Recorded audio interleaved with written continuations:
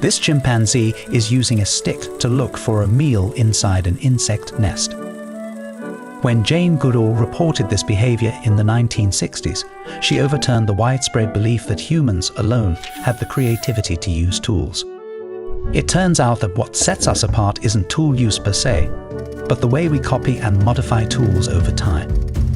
Anthropologists call this cultural ratcheting, because ideas that are distributed across a large network of minds can't be lost.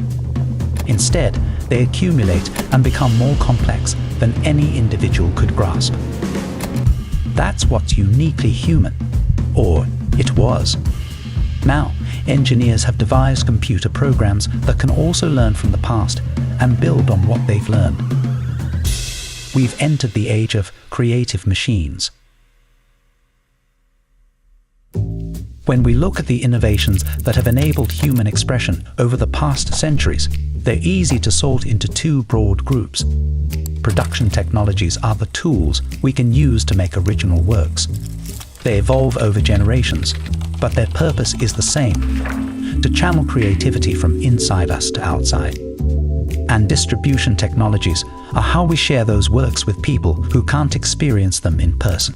From the printing press to broadcast radio to the internet's many platforms for self-publishing, these inventions expanded the potential audience until it was effectively global. But en route to that worldwide audience, a transformation occurred, a step on the ratchet toward AI, and that was digitization. Stories once printed on paper migrated to URLs. Songs once stamped into plastic were copied and shared as MP3s.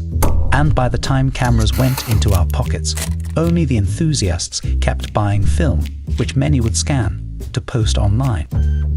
Once creative artifacts are digitized, they can be analyzed mathematically by machines designed to learn. But that took a shift in how computer programs work. Until recently, you had to tell them what to do from the top down, a rule to follow for every circumstance they would encounter. Machine learning flipped that process around.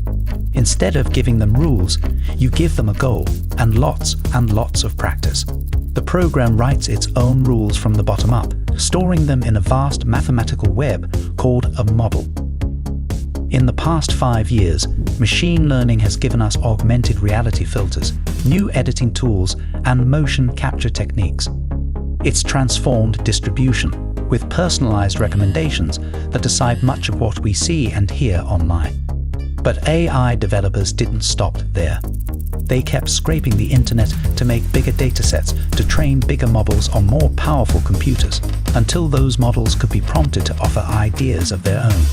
They can write poems and melodies and code, make images of anything you can think of in any style you can think of. They're moving to video and 3D and VR. It's an incredible pace of change that can leave you wondering, where does human creativity fit in all this? That's a question that painters might have asked in the 1830s, when the rare and exacting skill of creating realistic images was abruptly automated by photography. The new medium was not immediately accepted as an art form by painters, but they soon began to find reference photos quite helpful. And the next generation redefined the goal of painting altogether, sparking the whirlwind of innovation that we call modern art. It's been said that every abundance creates a new scarcity, and when you sit in front of a generative model that's asking for nothing but good ideas, it's your own creativity that feels scarce. Each dot on this map is an image that's been generated with stable diffusion, and they cluster in these congested regions: robots, celebrities, animals. So many back roads for unique thinkers to travel. Getting there, though, requires some skill. What seems like a heavily automated process can in fact be directed in many ways.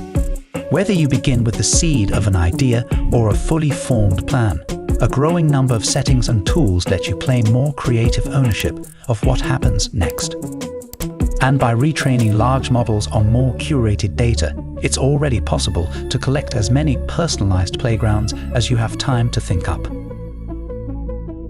The output from a generative model isn't the end of the process. In skilled hands, it's just the beginning. For the first time, we have a technology with the attributes of a good collaborator, one that offers useful but unexpected ideas, that takes feedback and tries again. Gone are the days when we faced the blank page alone. And in exchange, you and your audience will never really know where you end and the machine begins.